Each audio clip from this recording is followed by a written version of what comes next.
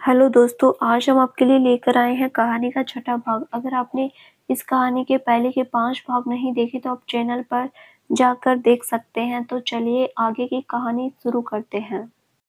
पिछले भाग में आपने पढ़ा, रूपल से मिलने के बाद मिहिर का रिएक्शन देखकर अनुषा रूपल से कहती है कि क्या वो थोड़ा सा वक्त मिहिर को दे सकती है। अनुषा की बात सुनकर रूपल हाँ कर देती है और शाम को मिहिर से मिलने उसके घर आने जाने लगती है। अब आगे मिहिर खिड़की से बाहर क्या देख रहे हो, किसी का इंतजार कर रहे हो? अनुषा ने खिड़की पर खड़े मिहिर को देखा तो पूछने लगी। ना नहीं भाभी, मैं तो बस ऐसे ही। मिहिर ने बात बनाने की कोशिश की। सच्ची किसी का इंतजार नहीं कर रहे हो? ओहो, मैं इतनी जरूरी बात कैसे भूल गई। अनुषा माथे पर हाथ मारते हुए बोली। क्या हुआ भाभी, क्या भूल गई आप? अरे रूपल ने फोन करके बताया था कि वो आज नहीं आ रही। तुम्हें उसका इंतजार करते देखा तो याद आया कि वो नहीं आने वाली। मैं रूपल का इंतजार नहीं तो भाभी, मैं तो गली के बच्चों का खेल देख रहा था। मिहिर अनुषा के प्रश्न पर शक पकाकर बोला और सोफे पर आकर बैठ गया। उसके चेहरे से साफ पता चल रहा था कि रूपल के न आने से उसे बुरा लग रहा था। हाय भाभी, हाय मिहिर, सॉरी आज आने में देर हो गई। तुम तो नहीं आने वाली थी ना आज? मिहिर ने पूछा। नहीं आने वाली थी मतलब? रूपल, तुमने मुझे कॉल करके यही तो कहा। भूल गई क्या? अनुषा ने इशारा किया कि वो मिहिर को परेशान कर रही है। ओ हाँ, याद आया। वो भाभी, मेरी ऑटो ट्रैफिक के कारण आगे बढ़ ही नहीं रही थी, इसीलिए सोचा क्यों नहीं यहीं चली जाऊं। ओह, तो ट्रैफिक मिला इसीलिए यहाँ आई हो? यदि नहीं मिलता तो? मिहिर ने पूछा। तो घर पर कोई मूवी देख रही होती और क्या। ओके, तो तुम जाओ मूवी देखो। अरे तुम अकेले कैसे जाओगी? चलो मैं ही छोड़ आता हूँ। तुम मुझे छोड़ोगे? क्यों, तुम्हें इतना आश्चर्य क्यों हो रहा है? पहले कभी मुझे ड्राइव करते नहीं देखा। नलिनी के चेकअप के लिए। फिर अचानक से नलिनी का नाम मुंह पर आते ही मिहिर चुप हो गया। रुक क्यों गए मिहिर? मुझे पता है तुम एक अच्छे डॉक्टर हो और बहुत अच्छी ड्राइविंग भी करते हो, पर तुम इतने कमजोर हो कि नलिनी के नाम से चुप हो जाओगे, ये पता नहीं था। मिहिर, ये सच है ना? तुमने अपने दिल को मन को कड़ा करके न जाने कितनी जटिल सर्जरी की है। क्यों, तुम्हें शक है? मिहिर ने पूछा। नहीं, बस पूछ रही हूँ कि जो मरीज अपने जीने की उम्मीद छोड़ गए थे, उनके साथ हंसी मजाक करते हुए उनका इलाज कर तुमने ही उन्हें नई जिंदगी दी है ना? हाँ, तो फिर आज तुम नलिनी के पास के रोग का इलाज क्यों नहीं कर पा रहे हो? रूपल, ये प्यार की बातें तुम्हें नहीं समझेगी। क्यों नहीं समझेगी? क्या मैं तुम्हें इंसान नजर नहीं आती? क्या मेरे सीने में दिल नहीं धड़कता? रूपल ने शांत लहजे में पूछा। मेरे कहने का ये मतलब नहीं था, मैं तो बस सॉरी यार, रियली वेरी सॉरी। मिहिर को एहसास हो गया था कि उसे रूपल से ऐसे नहीं बोलना चाहिए था। प्यार क्या है ये सभी को पता है। प्यार में मरना और पागल हो जाना प्यार नहीं होता मिहिर। प्यार सभी करते हैं, तरीका अलग अलग होता है। मैं, आप, भाभी, अंकल, आंटी, मम्मी, पापा सभी किसी न किसी को अपनी जान से ज्यादा प्यार करते हैं। तुम्हारी बात ले लो, तुम पहले की तरह स्वस्थ जीवन जियो, इस प्रयास में पूरा परिवार लगा है। क्या ये प्यार नहीं? तुम्हारी आज से पहले जो हालत थी उसने अंकल, आंटी, भाभी, भैया सबको दुखी कर रखा था, पर फिर भी वो टूटे नहीं। शायद तुम सही कह रही हो, मिहिर धीरे से बोला। तुम कहते हो मैं प्यार नहीं समझूंगी। मैंने तो एक बार नहीं, दो दो बार किसी के लिए कुछ महसूस किया, तो मेरी किस्मत देखो, दोनों बार इजहार से पहले वो किसी और का हो गया। मैंने तब भी हंसना नहीं छोड़ा, खुद भी हंसती रही और औरों को भी हंसाती रही, और आज भी हंसी रही हूँ, क्योंकि हम सब जानते हैं कि ये जिंदगी फिर नहीं मिलेगी दोबारा। इसीलिए सबके साथ प्यार बांटते हुए जी भरकर हंसना और हंसाना चाहती हूँ। कहते हुए रूपल चुप हो गई। सॉरी रूपल, मेरी वजह से तुम्हें पुरानी बातें याद करनी पड़ गई। मेरी मनसा तुम्हारा दिल दुखाने का नहीं था। मुझे बताओगी ये दो दो बार का क्या चक्कर है रूपल? क्या करोगे जानकर? वैसे भी तुम लोग सीरत कहाँ देखते हो, तुम सब सुंदरता के दीवाने हो। सुंदर चेहरा देखा नहीं कि मर मिटे उस पर, फिर चाहे दिल टूटने या सिर फूटे। अरे यार, तुम तो सही में बहुत नाराज हो गई। कहा ना सॉरी, मिहिर ने कान पकड़कर कहा। अब तो बताओ प्लीज। हाँ रूपल, मुझे भी जानना है, बोलो ना क्या चक्कर है दो दो बार का? अनुषा ने पूछा। पहले वादा करो आप दोनों मुझे गलत नहीं समझोगे। वादा, दोनों ने हाथ आगे करते हुए कहा। पहली बार किसी को देखकर मेरे दिल की धड़कन तेज हुई थी। मन में पहले प्यार का एहसास मुझे कॉलेज लाइफ में हुआ था मिहिर। जानना चाहोगे किससे? किससे? मेरे बेस्ट फ्रेंड गौतम से। ये बात मैंने नलिनी के साथ शेयर की तो पता है उसने क्या किया? क्या? बताती हूँ, उसके व्यक्तित्व के बारे में जानकर तुम उसे सोचना बंद कर दोगे मिहिर। नलिनी ने दूसरे दिन ही गौतम को प्रपोज कर दिया।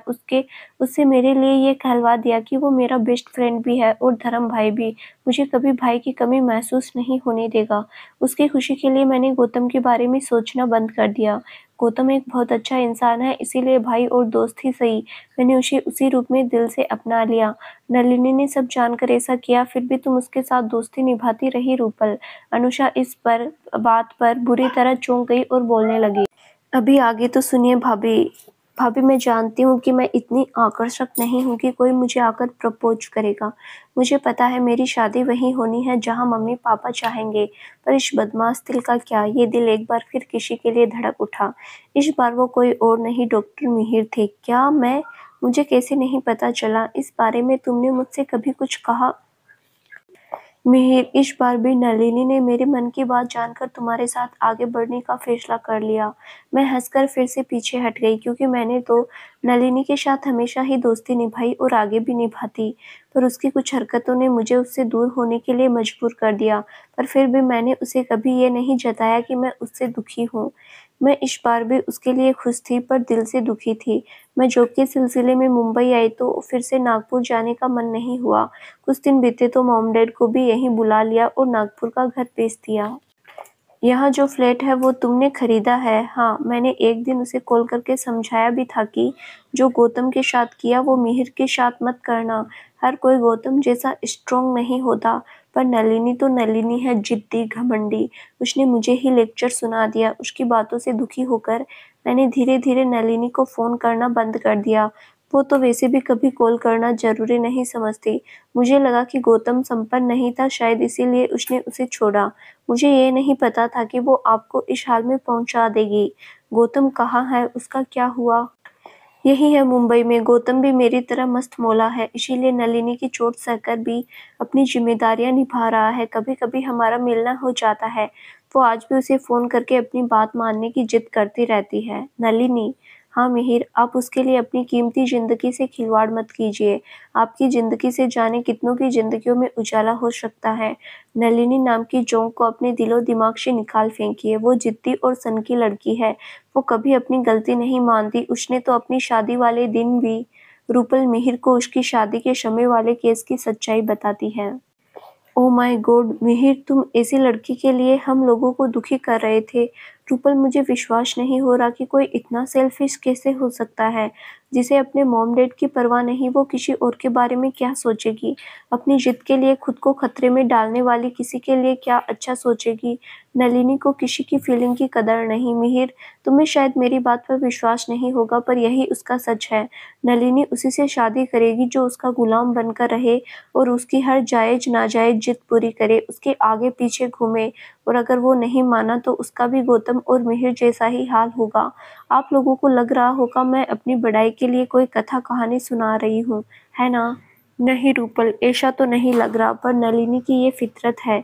ये विश्वास करने का मन नहीं कर रहा। मिहिर ने कहा, तो मत करो।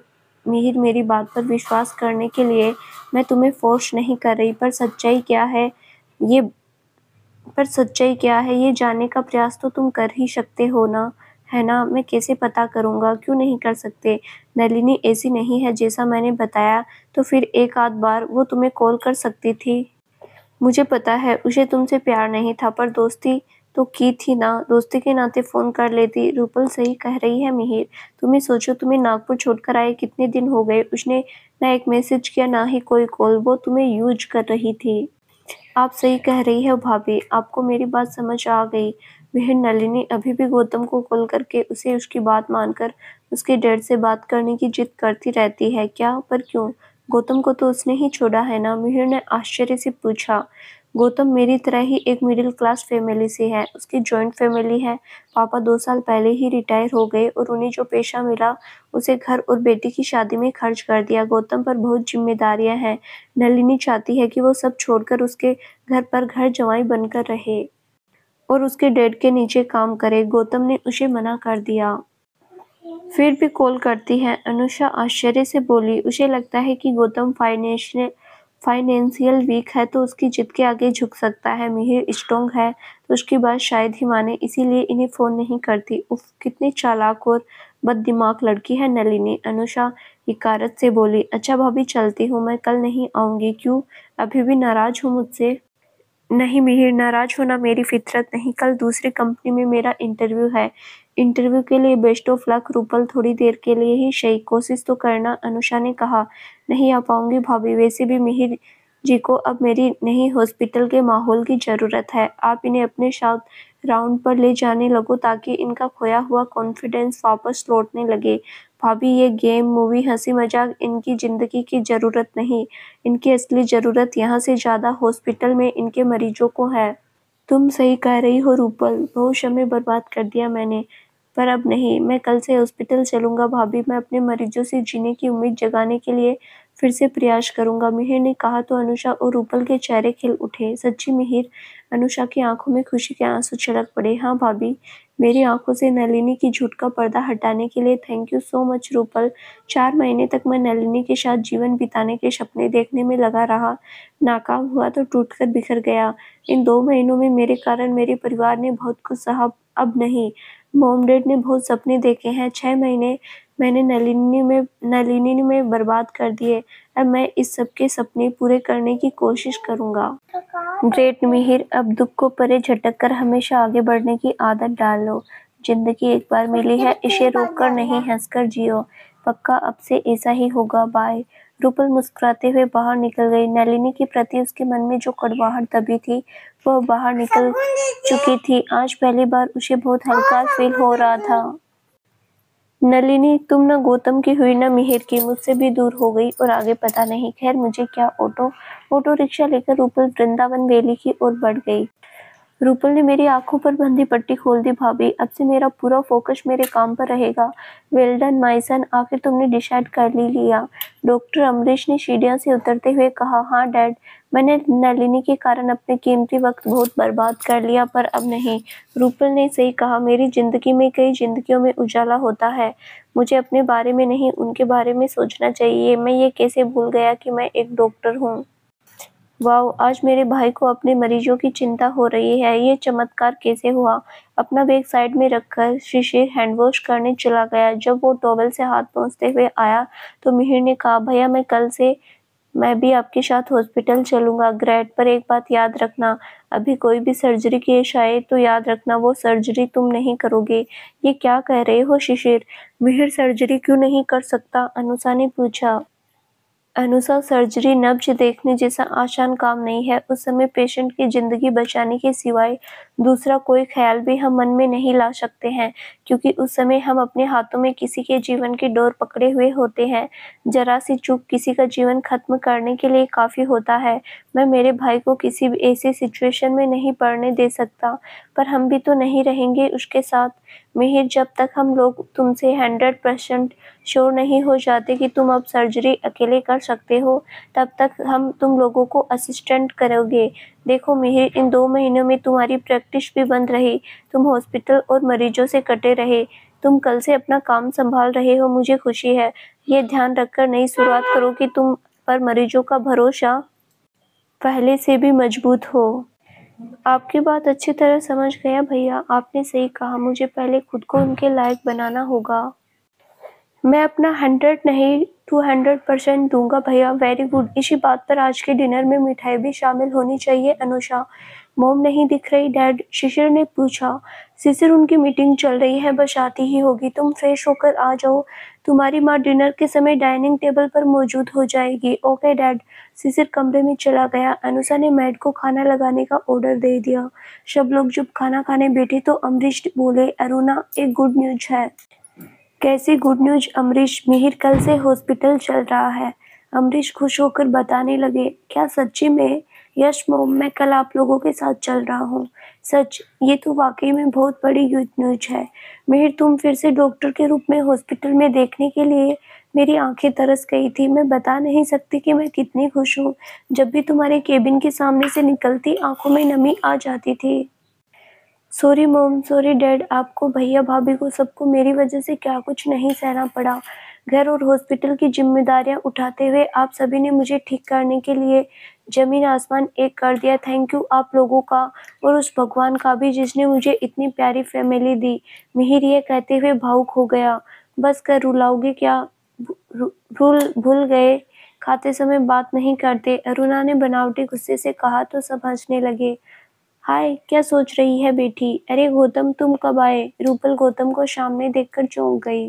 लो कर लो बात, तुम्हें मेरे आने का पता नहीं चला? कोई कहीं खोई हुई हो? आंटी बताओ, इसे मुझे आए कितनी देर हो गई? बेटा गौतम मुझे भाजी मंडी के बाहर मिल गया था, मेरे पास सामान देकर मुझे घर छोड़ने चला आया। अभी पूरा सामान किचन में रखवा कर आ रहा है, बहुत थक गए। तुम हम लोगों को चाय बनाकर पिला दो। अभी बनाती हूँ। रूपल किचन में चली गई। पता नहीं आजकल इसे क्या हो गया। गौतम तो पूछना इससे, तुम दोनों साथ में पढ़े हो, एक दूसरे को अच्छी तरह समझते हो। पूछो क्या चल रहा है इसके मन में।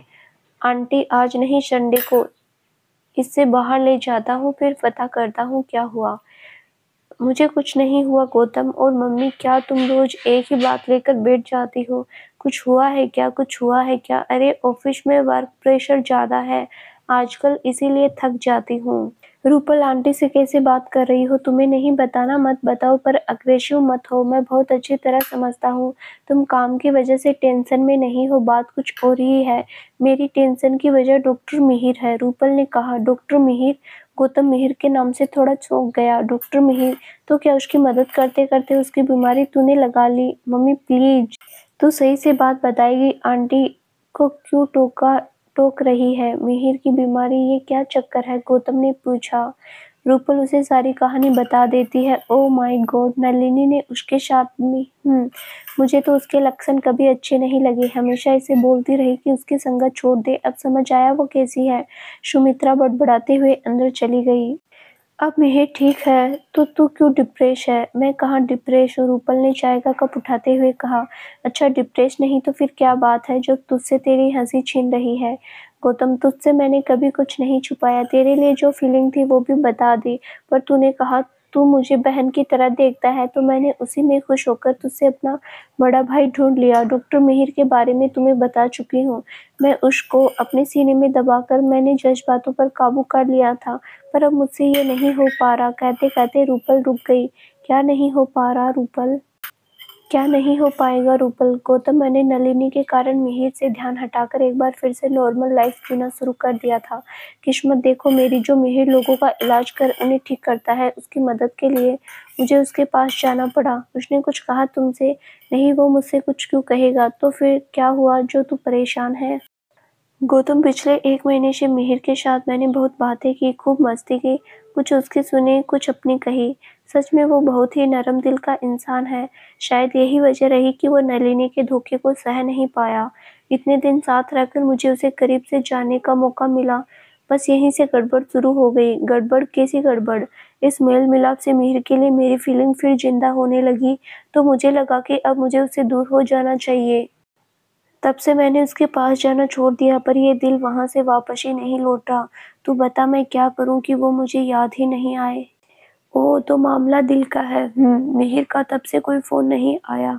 वो तो रोज़ ही फ़ोन करके मिलने को कहता है, मैं ही बहाने से मना कर देती हूँ। यह तो तू गलत कर रही है रूपल। क्या गलत है इसमें? वो बुला रहा है तो मिल ले उससे, उसके साथ वक्त बिता, हो सकता है तेरे एहसास का उसे एहसास हो जाए। अरे यार, दिल मिलेंगे तभी तो खुशियों के फूल खिलेंगे, और जो नहीं खिले तो नहीं। गौतम, मैं अपने आप को और दुखी नहीं कर सकती। तो तू सब जानते समझते मिहिर के पास ही गई ही क्यों? इंसानियत के नाते उसे उस समय मेरे साथ की बहुत ज़रूरत थी, क्योंकि उस वक्त वो फैमिली में से किसी से बात नहीं करता था। अब वो फिर से अपनी नॉर्मल लाइफ जीने लगा है गौतम। पर तू उसे ऐसे इग्नोर करती रही तो हो सकता है वो फिर से उसी जोन में चला जाए जहाँ से लौट कर आया। क्या कुछ भी बोल रहा है तू? ऐसा क्यों होगा भला? प्यार हो या अच्छा दोस्त, दोनों की दूरी इंसान के दिलो दिमाग पर बुरा असर डालती है रूपल। प्यार की दूरी का असर तुम देख चुकी हो, अब क्या बेस्ट फ्रेंड की दूरी का असर देखना चाहती हो? तुम मिहिर के साथ वही सब नहीं कर रही हो जो नलिनी ने किया? बोलो। मैंने इस तरह सोचा ही नहीं गौतम, वो सच में मेरे लिए परेशान हो रहा है, इसीलिए मुझे बार-बार फ़ोन कर रहा है। क्या सच में मिहिर को मेरे नहीं मिलने से बुरा लग रहा है? अब आई ना सही पॉइंट पर, उसके साथ ऐसा ही हो रहा है रूपल। वो तुम्हें लेकर पक्का परेशान है, वो दिन-रात एक ही बात सोच रहा है कि तुमने उससे अचानक दूरी क्यों बना ली। हाँ यार, वो सच में यही सोच रहा होगा। देखो रूपल, प्यार किया नहीं जाता, वो तो अपने आप हो जाता है। उस समय हमारे दिल पर हमारा खुद का भी बस नहीं रहता, फिर भी तुम अपने दिलों को दोनों की परिस्थिति में संतुलन बनाए रखने के लिए समझाते रहो, तभी इन हालात का सामना कर पाओगी। ऐसा होता है क्या? चाहो तो सब होता है। तुम मेरा ही एग्ज़ाम्पल ले लो। मुझे नलिनी के साथ रहते हुए इतना अंदाज़ा हो ही गया था कि हमारा साथ लंबे समय तक नहीं टिकने वाला। फिर भी एक आश लेकर उसके साथ आखिर तक बना रहा। आश टूटी पर मैं नहीं, क्योंकि मैं पहले से इसके लिए तैयार था। थैंक्स गौतम, तूने मेरे मन में बहुत बड़ा बोझ हटा दिया। मैं बहुत लकी हूँ जो तू दोस्त से ज़्यादा मेरा भाई बनकर मेरे साथ है। मैं कल ही उससे मिलने जाती हूँ। भाई को कोई थैंक्स बोलता है क्या? मैं हमेशा तेरे साथ हूँ, मिलने के लिए कल क्यों, आज क्यों नहीं? अभी चलना हो तो मैं तुझे उसके घर पर छोड़ता हुआ घर निकल जाऊँगा। अभी वो देख, तेरे मोबाइल पर डॉक्टर साहब के मैसेज आ रहे हैं। ये डॉक्टर साहब कहीं डॉक्टर मिहिर तो नहीं? वही है। तो फिर चले, उसे मैसेज कर दो कि तुम आ रही हो। ओके। रूपल मिहिर को मैसेज कर देती है कि वो 15 मिनट बाद उसके घर पहुंच जाएगी। ओके, पर घर नहीं, तुम जुहू वाले इस्कॉन मंदिर के बाहर मिलो, मैं वहीं मिलूंगा। मुझे तुमसे कुछ जरूरी बातें करनी है। ओके, वहीं आती हूँ। रूपल मैसेज का जवाब देकर तैयार हो गई। चले गौतम। रूपल पिस्ता कलर के गरारा सूट में बहुत सुंदर लग रही थी। मुंबई आने के बाद से उसने इस तरह के कपड़े पहनने बंद कर दिए थे। वो जींस, ट्राउजर, टी शर्ट यही पहनने लगी थी। रूपल, तुम इतने दिन से मुझे इग्नोर क्यों कर रही हो? वाह, आ गई ना वापस अपने पुराने वाला धमाका लुक में। ये कपड़े तुझ पर बहुत जचते हैं। चल, कहाँ छोड़ना है? मुझे इस्कॉन मंदिर पर छोड़ दो। ओके। गौतम उसे इस्कॉन मंदिर छोड़कर जा ही रहा होता है कि 1 मिनट गौतम, क्या हुआ? थोड़ी देर रुको, मिहिर से मिलकर जाओ, उसे भी अच्छा लगेगा। ओके, रुक जाता हूँ, पर यार मुझे देख कहीं उसे कोई गलतफहमी न हो जाए। नहीं होगी, मैंने तुम्हारे बारे में, अपने बारे में उसे हर बात बता रखी है। लो, वो भी आ गया। वाओ, मेरी डॉक्टर साहिबा तो एकदम से न्यू लुक में आ गई। मिहिर उसे इस रूप में देखकर इम्प्रेस हो गया। Thank you Mihir. मिहिर, इससे मिलो, ये मेरा बेस्ट फ्रेंड, मेरा भाई। रूपल के बोलने से पहले ही मिहिर बोल पड़ा। गौतम, राइट? मिहिर ने हाथ आगे बढ़ाते हुए कहा। राइट डॉक्टर मिहिर, गौतम ने हाथ मिलाते हुए कहा। बहुत खुशी हुई आपसे मिलकर। मुझे भी डॉक्टर मिहिर। अच्छा, अब मुझे इजाज़त दीजिए। अरे, ऐसे कैसे इजाज़त दे दे? आज से आप सिर्फ रूपल के नहीं, मेरे भी दोस्त हो। बिना कॉफ़ी पिलाए जाने नहीं देंगे। मैं एक ही शर्त पर कॉफ़ी पीने रुकूंगा डॉक्टर मिहिर। आज से आप मुझे आप नहीं, तुम कहकर संबोधित करेंगे। ओके, पर ये कंडीशन तुम पर भी अप्लाई होगी गौतम। बोलो, मंजूर है? Okay, done. चलिए। कॉफ़ी पीने के बाद गौतम वहाँ से चला गया तो मिहिर ने रूपल की क्लास लगाना शुरू कर दी। मैं आपको क्यों इग्नोर करूंगी मिहिर? ये तुम खुद से पूछो कि तुम मेरे साथ ऐसा क्यों कर रही हो। तुम दोस्त अपना कहती हो ना? हाँ। क्यों, तुम्हें कोई शक है? हाँ, इसीलिए पूछ रहा हूँ। दोस्त होता तो तुम्हारे सुख दुख में साथी बन पाता। क्या मैं तुम्हारे लिए जरा भी मायने नहीं रखता? मुझे समझ नहीं आ रहा कि तुम ऐसा क्यों कह रहे हो मिहिर। क्यों ना कहूँ, तुम अपने दोस्त की एक छोटी सी बात पर नाराज होकर चली गई, मुझसे मिलना ही बंद कर दिया। क्या समझूं इसे? मिहिर, उस टुच्ची सी बात पर मैं क्यों रूठूंगी? मैं तो कब का वो बात भूल चुकी हूँ। झूठ। भूल गई होती तो मिलने आती। मुझसे मिलने को मना क्यों कर रही थी? मैं तुम्हें रोज मैसेज कॉल करके बात करने की कोशिश कर रहा था। तुम मुझे रोज एक नया बहाना सुना देती। तुम्हें मेरी किस बात का बुरा लगा रूपल? मुझसे या घर में से किसी से कोई गलती हुई है क्या? जैसा तुम सोच रहे हो वैसा कुछ नहीं है मिहिर। तुम मन में किसी तरह के शक को मत पालो। मैं सच में बहुत बिजी थी। रूपल ने कहा। झूठ, सफेद झूठ। तुम्हारी आंखों के नीचे काले घेरे बता रहे हैं कि तुम ठीक से सोई भी नहीं हो। कोई बात है जो तुम्हें परेशान कर रही है? मुझे बताओ रूपल, क्या हुआ है? क्या करोगे जानकर? मुझसे जो बन पड़ेगा वो करूंगा। तुम कहकर तो देखो, मिहिर ने कहा। तुमसे मेरी प्रॉब्लम सॉल्व नहीं होगी मिहिर। क्यों क्यों नहीं होगी? क्योंकि वो एक सपना है। सपने तो आँख खुलते ही टूट जाते हैं। हाँ, उसके टूटने से थोड़ा दुखी था, पर आज गौतम घर पर आया, उसने मुझे समझाया तो समझ आ गया कि मैं सपने टूटने से दुखी होने वाली रूपल नहीं हूँ। मैं तो हकीकत में जीने वाली रूपल हूँ। मन हल्का हो गया तो तुरंत तुमसे मिलने चली आई। रूपल, सच सच बताना, तुम्हारे सपने टूटने की वजह कहीं मैं तो नहीं? नहीं तो मिहिर। रूपल को मिहिर से ऐसे जवाब की आशा नहीं थी। मिहिर की बात सुनकर रूपल बुरी तरह हड़बड़ा गई, जैसे उसकी चोरी पकड़ी गई हो। तुम घबरा रही हो। मैं घबरा नहीं रही हूँ। मैं कहा नहीं तो मिहिर। रूपल के माथे पर पसीने की बूंदें दिखाई देने लगी। ये लो पसीना पोंछ लो। पहली बार किसी को बिना बात पसीने पसीने होते देखा है। रूपल तुम अभी भी मुझसे झूठ बोल रही हो। ये बात मुझे साफ साफ समझ आ रही है। तुम मुझे नहीं बताना चाहते तो कोई बात नहीं। वैसे भी सीक्रेट बातें अपनों से ही शेयर की जाती है। तुम्हारे बिहेवियर ने मुझे जता दिया कि मैं तुम्हारे लिए पराया हूँ। बाय, चलता हूँ, अपना ख्याल रखना। मिहिर उदास होकर जाने लगा। रुक जाओ, मत जाओ मिहिर। रूपल की आवाज़ सुनकर मिहिर रुक गया, पर वैसे ही पीट किए हुए बोला, किसके लिए रुकूं? मेरे लिए रुक जाइए प्लीज। बोलते हुए रूपल का गला भराया। आवाज़ भारी हो गई तो मिहिर चौंक कर पलटा। अरे तुम तो रोने लगी। मुझसे नाराज होकर मत जाओ मिहिर। तुम यहाँ आओ। आओ यहाँ बैठो। मिहिर ने उसे चेयर पर बिठाते हुए उसका हाथ पकड़कर पूछा, रूपल तुम्हें मेरी कसम बोलो, क्या बात है जो तुम्हारी जैसी हंसमुख लड़की को रोने पर मजबूर कर रही है? मिहिर, मैं कहते हुए रूपल कांपने लगी। रूपल तुम्हें इसे देखकर मुझे बहुत तकलीफ हो गई है। तकलीफ हो रही है यार, बोलो ना क्या हुआ? सच सुनकर तुम मुझसे नफरत तो नहीं करोगे? नफरत? मैं तुमसे क्यों नफरत करूंगा? तुम किसी भी तकलीफ में हो तो मैं पहले तुम्हारी उस तकलीफ को सॉल्व करने की कोशिश करूंगा, पर ये नफरत किस बात के लिए ऐसा कह रही हो? कुछ बोलो, बताओ तो समझ आए। मिहिर, तुम्हारा शक सही था। मैं सच में तुमसे झूठ बोल रही थी। मैं जानबूझकर तुम्हें इग्नोर कर रही थी। कहते कहते रूपल रो पड़ी। पता है, पर क्यों कर रही हो वही जानना चाहता हूँ। मैं खुद पर कंट्रोल नहीं कर पा रही थी, इस वजह से मैंने तुमसे दूरी बनानी शुरू कर दी थी। खुद पर कंट्रोल, मैं कुछ समझा नहीं। मिहिर, मुझे गलत मत समझना। तुम्हारे लिए मेरे दिल में जो भी फीलिंग थी वो मैंने दिल के किसी कोने में दफन कर रखी थी। तुम्हारे साथ रहकर, तुम्हारे सामने देखकर वो फीलिंग फिर से जागने लगी तो मुझे लगा अब मेरा तुमसे दूर जाने का समय आ गया।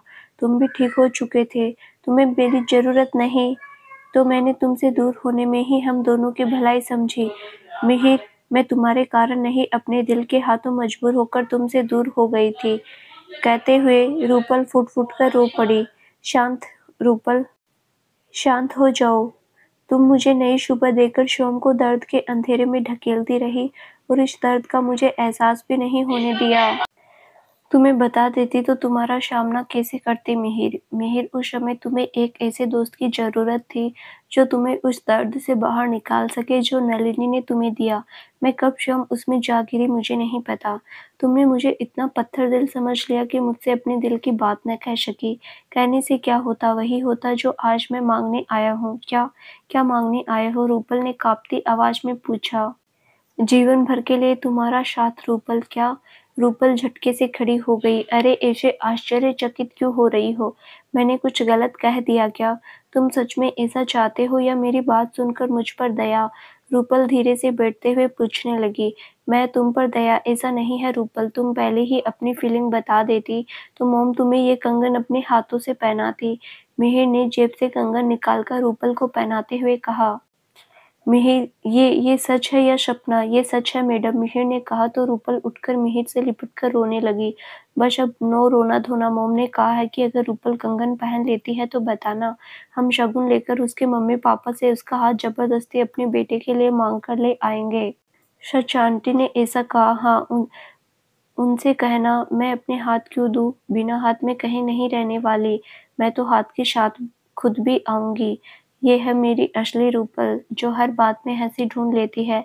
चलो तुम्हें घर छोड़ दूँ, तुम अपने मम्मी पापा से बात कर समय बताओ, हम लोग आते हैं। इतनी जल्दी मिहिर? हाँ रूपल, अभी एक तरफा प्रेम के चक्कर में मैंने अपनी फैमिली और खुद को बहुत तकलीफ पहुंचाई है। जितने भी दिन हम लोग तुम्हारे साथ थे बहुत खुश थे। तुमने आना छोड़ा तो जैसे घर की रौनक ही चली गई। रूपल, कभी कभी ये सोचकर मन बहुत घबरा उठता है कि अगर तुम न मिलती तो शायद कभी मैं इस अंधेरे दलदल से न निकल पाता। ऐसा मत कहो मिहिर, तुम्हारे घर वाले तुमसे बहुत प्यार करते हैं। वो तुम्हें कभी इस हालत में नहीं रहने देते। कभी नहीं मिलता रूपल जो आज तुम्हारे कारण मिला है। मेरी ज़िंदगी में आने के लिए, मुझे अंधेरे से निकालने के लिए थैंक्स रूपल। मैं समझ गया, हर कीमती चमकती चीज़ सोना नहीं होती। तुम मेरी ज़िंदगी का वो अनमोल रत्न हो जो मेरी ज़िंदगी में सिर्फ उजाला लेकर आया है ओहो! तो लंबी चौड़ी तारीफ़ें आती है डॉक्टर साहब को, बस करो मिहिर। इंसानियत के नाते ये तो मेरा फ़र्ज़ था, मैंने ऐसा कुछ नहीं किया जो मेरी इतनी तारीफ़ की जाए। तारीफ़ के लायक हो तभी तो कर रहा हूँ। मिहिर, तुमने भी तो बिना जान-पहचान के नलिनी को साथ ले जाकर उसकी देखभाल की थी। ये बात और है कि उसने तुम्हारे एहसान का बदला ठोकर मारकर चुकाया। उसका तो नाम ही मत लो रूपल, अब तो मुझे इसके नाम से भी नफ़रत हो गई है। ओके, अब से हम इस टॉपिक पर कभी बात नहीं करेंगे। अच्छा, अब मंदिर चलें? दर्शन के बाद मुझे बिल्डिंग के नीचे छोड़कर चले जाना। ओके चलो, तुम्हारे मॉम-डैड मान तो जाएँगे ना? पापा तो तुरंत हाँ कर देंगे, मुझे मम्मी की टेंशन है, पर कोई नहीं, पापा और गौतम मिलकर उन्हें मना लेंगे। थैंक्स यार, मन हल्का हो गया। मुझे यही टेंशन थी कि पता नहीं तुम्हारे घर वाले हमारी मैरिज के लिए हाँ करेंगे या नहीं। अब टेंशन फ्री हो जाओ मिहिर, मुझे पापा पर पूरा भरोसा है, वो वही करेंगे जिसमें मेरी खुशी होगी। मम्मी थोड़ी देर गुस्सा करेगी पर समझाने पर मान जाएगी। मंदिर में दर्शन करने के बाद मिहिर उसे बिल्डिंग के नीचे छोड़कर चला जाता है। मैंने तो तुझसे पहले ही कहा था, जब भी कोई लड़का तुझे अच्छा लगे मुझे आकर बताना। डॉक्टर मिहिर को मैंने देखा नहीं, पर जो मेरी बेटी को पसंद आया है वो मामूली इंसान तो होगा नहीं। मुझे बिना देखे तेरी पसंद पसंद है। रूपल जीवन को मिहिर के बारे में बताती है तो वो खुशी-खुशी हाँ कर देते हैं। मुझे भी कोई प्रॉब्लम नहीं, उनके घर पर सभी पढ़े लिखे हैं, ऊपर से मुंबई के जाने-माने डॉक्टर्स हैं। रिश्तेदारों के बीच हमारी शान बढ़ जाएगी। डॉक्टर लड़के का रिश्ता हमें दिया लेकर ढूंढने पर भी नहीं मिलता। उन्हें बुला ले घर पर। सुमित्रा भी मान जाती है और रूपल और मिहिर की धूमधाम से शादी हो जाती है। रूपल, रूपल, ए रूपल, कहाँ ध्यान है तुम्हारा? मिहिर के हिलाने पर रूपल चौंक कर बोली, हाँ मिहिर, क्या हुआ? कहाँ खोई हो रूपल? मैं कपड़े चेंज करके आ गया, तुम अभी भी यहीं बैठी हो? ऐसे ही सोना है तो सो जाओ, मिहिर ने लेटते हुए कहा। नहीं, इतना वजन बढ़कर कैसे नींद आएगी, मैं आती हूँ। रूपल चेंज करने चली गई। मुझे पता है रूपल, तुम नलिनी की बातों को मन पर ले गई और उसी के विषय में सोच रही थी। तुम कितनी खुदगर्ज हो नलिनी की, तुमसे तुम्हारी दोस्ती की खुशियाँ भी न देखी गई। शर्म आती है मुझे खुद पर, जो तुम्हारी जैसी बददिमाग लड़की के पीछे मति भ्रष्ट कर बैठा था। शिखा, तुम्हें रूपल ने मेरे पास्ट के बारे में बताया होगा। हाँ गौतम, रूपल ने आपके बारे में, नलिनी और मिहिर के बारे में मुझे सब बता रखा है। मुझे आपके पास्ट से कोई प्रॉब्लम नहीं, मुझे पता है कि अब वो आपके लिए कोई मायने नहीं रखती। शिखा, मैंने उसे दिल की गहराई से चाहा पर उसने मुझे कभी प्यार नहीं किया। मुझे क्या, वो कभी किसी से प्यार कर ले ये बहुत बड़ी बात है। मुझे समझ आ गया था कि वो सिर्फ मुझे इस्तेमाल कर रही है। मैंने उससे दूर होने में अपने परिवार की भलाई समझी। जानती हूँ गौतम, तुम्हें कोई सफाई देने की ज़रूरत नहीं है। ज़रूरत है शिखा, तुम मुझे पसंद करती हो, शादी करना चाहती हो, इस नाते सारी बातें क्लियर कर लेना अच्छा है। शिखा, मुझे तुमसे शादी करके आगे बढ़ने में कोई प्रॉब्लम नहीं है। अपने मन में नलिनी से जुड़ी सभी यादें मिटाकर तुम्हारे साथ एक सुंदर, सफल वैवाहिक जीवन जीने के लिए मुझे थोड़ा वक्त लगेगा। क्या तुम मुझे वो वक्त दे सकती हो? बोलो शिखा, आप एक वादा करें तो मैं वक्त देने को तैयार हूँ गौतम। कैसा वादा? दोस्ती का। आप वादा कीजिए कि शादी के बाद भी हमारी दोस्ती पहले से भी ज़्यादा मजबूत होती जाएगी। जब दोस्ती मजबूत होगी तो पुरानी यादों से भी आपको जल्दी मुक्ति मिल जाएगी। वादा, हम पति-पत्नी बनने के बाद भी हमेशा एक अच्छे दोस्त बने रहेंगे। गौतम शिखा का हाथ अपने हाथ में लेकर कहता है तो गौतम के स्पर्श से शिखा के मन में हलचल मच गई। गालों पर शर्म का गुलाबी रंग दिखाई देने लगा जो गौतम की नजरों से न छुप सका। ये देख उसने धीरे से शिखा का हाथ छोड़ दिया। अब हमें घर चलना चाहिए शिखा, कहीं आंटी को हमसे कोई काम ना हो। कल रूपल पगफेरे की रस्म के लिए जो आएगी, गौतम ने कहा। ओह हाँ, काकी ने निकलते वक्त कहा भी था कि जल्दी लौट आना। बातों-बातों में वक्त का पता ही नहीं चला। समंदर की लहरों को देखते हुए हवाओं से बिखरी अपनी लटों को संवारती शिखा उठ खड़ी हुई। टैक्सी, गौतम ने टैक्सी को हाथ देकर रोका। क्या देख रही हो शिखा? आओ शिखा, घर चले। सागर की लहरों में सांझ का सूरज गौतम का अकेलापन भी साथ लेकर डूब चुका था। बदले में दे गया था एक खूबसूरत सुबह का आगाज जो उसके जीवन को नई रोशनी से भरने वाली थी। भैया, आप शिखा से मिले क्या? हाँ निवी, क्या कहा उसने? वो आपके पास्ट की सच्चाई जानकर आपके साथ आगे बढ़ने के लिए तैयार है। उसे सब पता है निवी, रूपल ने उसे पहले ही सब बता दिया है। उसे मेरे पास्ट से कोई लेना देना नहीं। शिखा सेम टू सेम रूपल की कार्बन कॉपी है निवी, ना किसी से शिकायत ना कोई जिद। सच्ची भैया, वैसे ये बात तो मैं भी कहूँगी कि शिखा की बात करने का तरीका मुझे बहुत अच्छा लगता है। कितना धीरे-धीरे और प्यार से बोलती है। अब उन्हें भाभी कहने की आदत डाल लो निवी। वो अब तुम्हारे भैया से शादी करने वाली है। अनुज ने टोका। करने वाली है कि तो नहीं ना, जब भाभी बनेगी तो भाभी कहने लगूंगी, निवी ने कहा। क्या तुम दोनों, अभी तो एक मुलाकात हुई है, तुम दोनों शादी के सपने देखने लगे, गौतम ने कहा। भैया आपकी शादी करवा कर ही हम कनाडा जाएंगे, क्यों अनुज, निवी ने पूछा। अरे नहीं बाबा, ऐसी प्रतिज्ञा मैं नहीं कर सकता। 1 महीने की छुट्टी लेकर आया हूँ। अभी तो शादी की बात भी फाइनल नहीं हुई है। घर वालों की मीटिंग के बाद ही शादी फाइनल होगी। इतने दिन मैं नहीं रुक सकता, नौकरी चली जाएगी मेरी। हाँ, सगाई कहो तो उसके लिए रुकने की हाँ कर सकता हूँ। भैया हम लोग सुबह 7 बजे नागपुर के लिए निकल रहे हैं, निवी ने कहा। इतनी जल्दी? हाँ भैया, समय कम है और सबसे मिलना भी है। 2 दिन वहाँ रुककर फिर चंद्रपुर चले जाएंगे। मैं वहाँ जाकर शिखा के बारे में सबसे बात करती हूँ। आप चल रहे हो साथ में? अभी तो नहीं चल पाऊंगा निवी, रूपल की शादी के लिए 2 दिन छुट्टी ले रखी थी। कल से ऑफिस जाना है। हाँ, तुम्हारे जाने से पहले तुमसे मिलने जरूर आऊंगा। ओके भैया, अब सो जाओ, रात बहुत हो रही है, हम भी सोने जा रहे हैं। ओके। गौतम हॉल में पड़े सोफे पर लेट गया। गौतम अपने एक दोस्त के साथ 1 बीएचके के फ्लैट में किराए से रह रहा था। समीर, निवी और अनुज को जगह देने के लिए 2 दिन के लिए दूसरे फ्रेंड के फ्लैट पर शिफ्ट हो गया था। निवी ने उठकर लाइट्स बंद कर दी और वो और अनुज बेडरूम में जाकर सो गए। काकी, रूपल आ गई। रूपल को लिफ्ट से बाहर आते देखकर दरवाजे पर खड़ी शिखा खुश होकर आवाज लगाने लगी। उसे वहीं रुकने को बोल, मैं आ रही हूँ। यहीं रुको, काकी आ रही है। तू अकेले, जीजू कहाँ है, वो साथ नहीं आए? शिखा ने रूपल को अकेले देखकर पूछा। एक इमरजेंसी आ गई तो हॉस्पिटल जाना पड़ गया, शाम को पक्का आएंगे। एक बात बता, मैं यहाँ क्यों रुकूं? फिर कोई टोल टैक्स देना है क्या? देना तो नहीं, पर तुम्हारा मन है देने का तो हम भी लेने को तैयार है, शिखा ने हंसकर कहा। मैंने नहीं देना कुछ, ये मम्मी। अरे मम्मी कहाँ हो यार, यहीं खड़े खड़े वापस भेजने का इरादा है क्या? रूपल ने आवाज लगाकर पूछा। आई बाला, आ गई। जल्दी से आरती की थाली लेकर सुमित्रा भी आ गई। आरती उतार कर उन्होंने उसकी नजर उतारी। अब अंदर आ जा। मम्मी, एक दिन ने हमारे बीच ऐसा क्या बदल दिया कि मुझे मेरे घर में आने के लिए आपसे अपना स्वागत करवाना पड़ा? बेटा, हमारे बीच कुछ न बदला है न बदलेगा। ये तो तुझे लगी हर बुरी नजर को हटाने के लिए एक इशारा भर था। कल वो नक्चड़ी अपनी बड़ी बड़ी आंखों से तुझे बुरी तरह घूर रही थी। वो तेरी और दामाजी की जोड़ी देखकर बुरी तरह जल भून रही थी। मैं तो बस उसी की नजर निकाल कर फेंक रही थी। आप भी मम्मी पता नहीं क्या-क्या सोच लेती हो। उसके देखने से मेरा क्या बिगड़ने वाला, जो खुद जानबूझकर अपनी खुशियों को मिटा रहा हो, उसके देखने से मुझे फ़र्क नहीं पड़ता। रूपल काकी ने कुछ गलत नहीं कहा, जिसकी नीयत अच्छी नहीं उसकी छाया भी दुखदाई होती है। अच्छा किया जो उन्होंने तेरी नज़र उतार दी। ओके बाबा, तुम दोनों जीते। पापा कहाँ है मम्मी? शादी की बची हुई ढेर सारी मिठाई घर में रखी है, पर उन्हें अपने दामाद के लिए अलग हटकर मिठाई चाहिए। गए हैं दामाद जी के लिए मिठाई और फल लेने। तू बता, घर पर सब खुश है ना?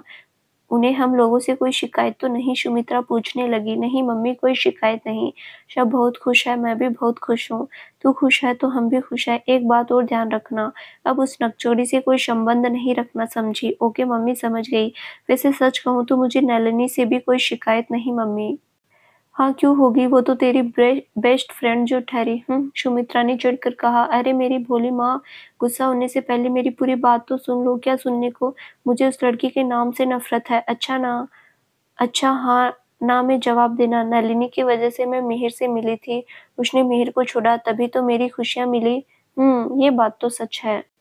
सोचो मम्मी, मेरी किसी और से शादी हो भी जाती तो भी मन में मिहिर के न मिलने का दर्द जिंदा बना रहता। फिर क्या मैं इतना खुश होती? इसीलिए जो होता है वो अच्छे के लिए होता है।